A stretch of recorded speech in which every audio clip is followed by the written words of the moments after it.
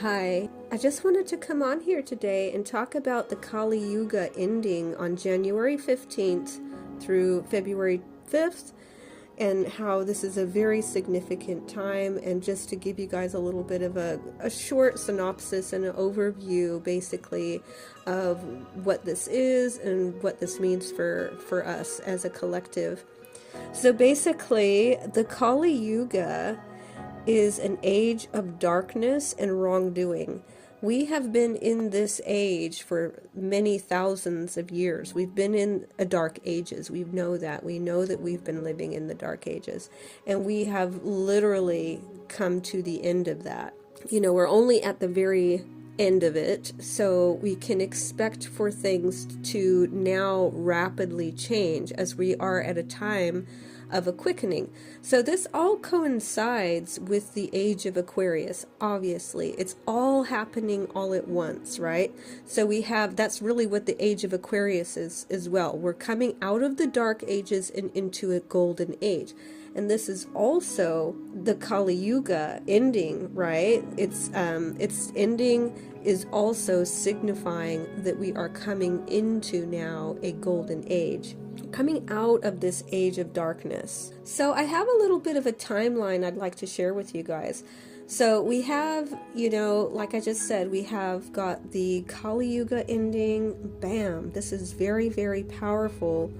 January 15th, we can expect to feel this energy really strongly from January 15th to February 5th.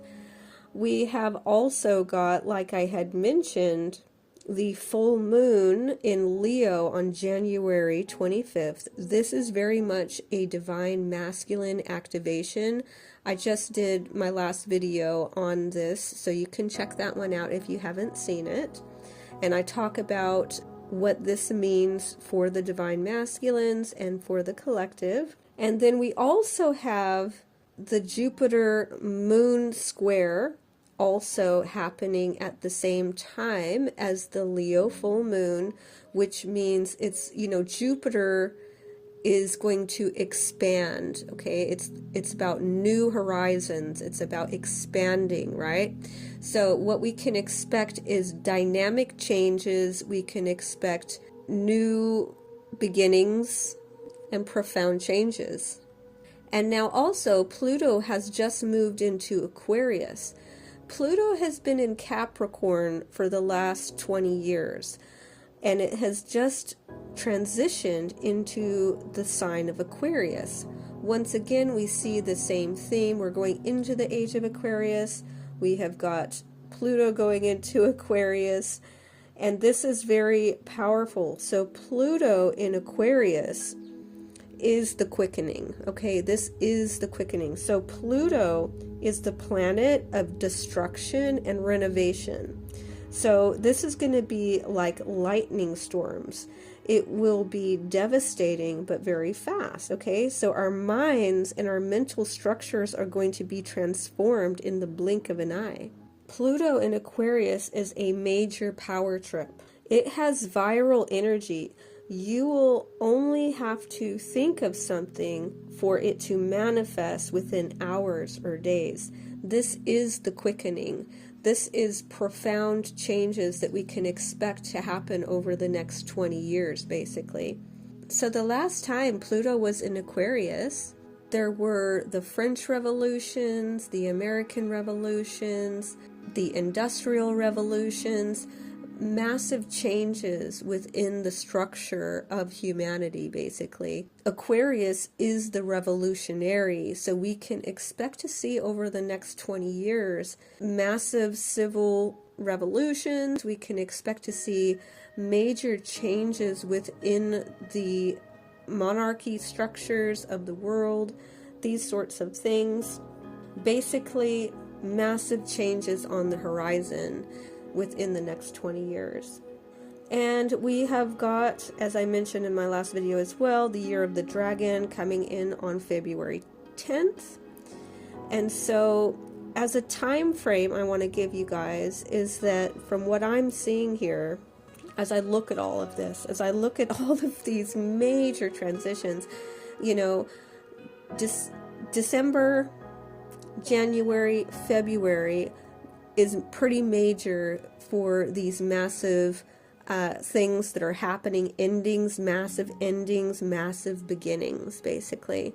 And so what I see, as far as twin flames are concerned, I see that the divine feminines really were activated in the year 2022 pretty strongly, in the year of the tiger. That was a very big marking point for divine feminines. I'm not saying that we didn't have stuff happening before that, but as far as a quickening and a time frame of significant timings, I see that 2022, the year of the tiger, was significant for divine feminines and for their activation, basically. And there was a 2-year period. So the last 2 years, so 2022, we had year of tiger and the year of the rabbit, which was 2023. Those were years for divine feminine's activation. And now I see here that the year of the dragon now is going to be a year of divine masculines and them being highly activated this year. This is really the divine masculines' year to really get activated and to be worked with closely by the divine. And I see this progressing for the next 2 years. So I see year of the dragon and the year of the snake being the masculine's year to be activated very strongly, to be going through massive transformation over the next 2 years here. So we have year of dragon, year of snake in 2025. Then we have the year 2026, which is going to be the year of the horse. Now I see this coinciding with the Kali Yuga ending. See, I see this here, the year of the horse in 2006, as the year for us to really start to see the presence of Kaliki, the 10th avatar of Vishnu from the Hindu religion. So Kaliki is said to be the 10th avatar of Vishnu who comes in at the end of the Kali Yuga to end basically the age of darkness. He's riding on his white horse, he's in his white robe, and he's got his double-edged sword, and he's coming down basically to battle with the earth and to set up his kingdom on the earth. Well, this is exactly as well as the story of Jesus coming back, right? He's riding on his white horse, and he's coming to destroy the darkness and the evils of this world. So I see this as coinciding as prophecies. And I see this happening in 2026, or at least seeing the evidence of this, because we have entered into a quickening stage. This year, the year of the dragon, a profound year, and we can expect, like I said, for the divine masculines to step into their power. Like I said in another video that I made called "The Divine Masculine is the Main Event," this is what's taking place now. We're in that point now where divine masculine is going to start really stepping into his power. They go last because they're part of this connection and of this energy is the powerhouse, okay? They're the sun. It's the sun energy. The sun is like, that's the powerhouse up in the sky. The moon is important. Like I said in that video, you should go watch that video. The powerhouse is the sun. The moon is important. The moon plays a very important role on this planet. It's essential, absolutely. But the sun, okay, is really the center of the solar system. That's why it's called the solar system. It's the powerhouse. That's the big energy. That's the one doing the biggest amount of work in the solar system. Also, divine masculines, once they step into their power, they're going to anchor in fully this energy onto the earth. Like, again, I speak about this again. They are the roots of this.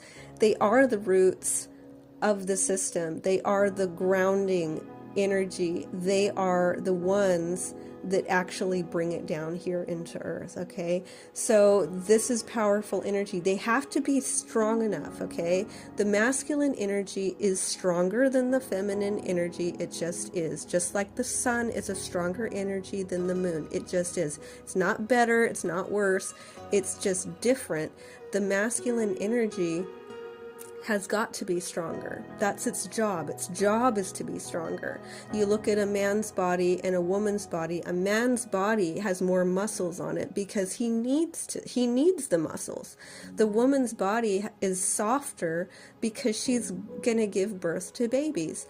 Well, the man's body has more muscles because he needs to provide, right? He's the provider. He's got to have a muscular body to go do the work and provide for the female, right? So this is the same thing here. We're talking about energy. Everything we see in the physical is a reflection of what's in the energy. The masculine energy is stronger because it needs to be stronger. It's grounding, it's pulling the energy down here into the earth. And so these next couple of years is really going to be profound because it's the main event. Like I was saying, it's the divine masculine goes last because they're the main event. Divine feminine goes first. This started in 2022 in the year of the tiger and the year of the rabbit. Very big stuff happening for divine feminines.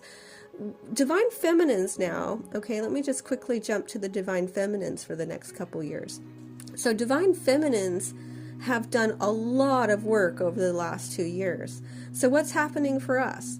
What's happening for us is we're going to the next level as well. So because twin flames are energetically connected, the divine feminines doing the work for the last 2 years has made it possible for the divine masculines to step into their role now, which is to be really fully activated, to really start to embody the divine masculine.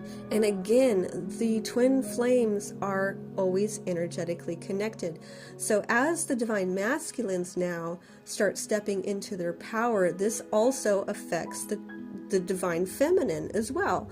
So divine feminine will also be going to the next level as well, because they're always playing off of each other, like that tree system that I speak about in the video called A Tree of Life.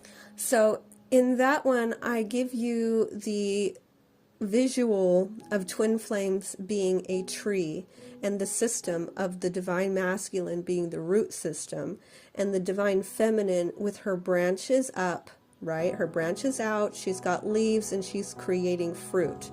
But, it's a system, right? It's not like they're not separate things. They're one whole system that are working together. Well, this is always the case energetically for twins. The divine feminine went first, but now the divine masculine is going to really get deep into the roots of this earth and going to start grounding this energy deep into the earth, which is going to make it, even more beautiful and more powerful for the divine feminine to really flourish and really, really start to go to the next level, basically. This is going to look different for every pair of twins, of course. And wherever you're at, we're not all at the same place. And we just have to honor that we are we're at different places. And so it's going to look different for each pair of twins. But basically, the next 2 years, big focus on divine masculines. But come that 2026, when we have the year of the horse kick in, I think we're going to have some serious unions happening. Serious unions, because divine masculine would have gone through their process of stepping into divine masculine. And basically what I see is a huge number of twin flames coming into unions, physical unions, and really anchoring that energy onto earth, which means that, new earth is going to really be forming like never before, basically. It's going to really anchor it in here into the earth. So, I hope that was helpful. And I think I'll go ahead and finish off here. I thank you very much for listening, and I will talk to you later. Bye.